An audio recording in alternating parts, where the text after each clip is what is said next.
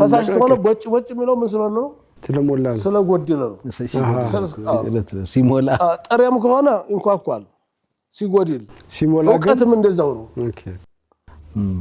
እውቀትም ከሆነ እንደዛው ነው ረግጦ አይቆምም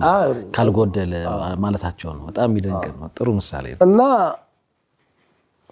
ይሄ ሰውዬ እንዴት ነው እንጫጫል አንጫጫም ክብር ቢነካ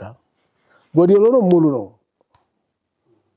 ሙሉ ሰው እኮ አይተኮነ ለቁጣ አይቸኩልም ግንፍልተኛ አይሆንም አርቆ ብዙ የሚያስተውልበት ነገር አለው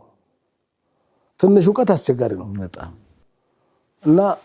አሁን ባህር ይቃኑስና አሁን ባካፋ አፈር ብረጭበት ይፈርሳል አይደፈርስም የፈለገው ነገር ቢሆን እና የሰውዬ አሁን መሐመድ ታጋሽ ነው ወይንስ ግንፍልተኛ ነው እቺን ማለት ይፈልገው ክብሩ ሲነጋ መታገስ ከቻለ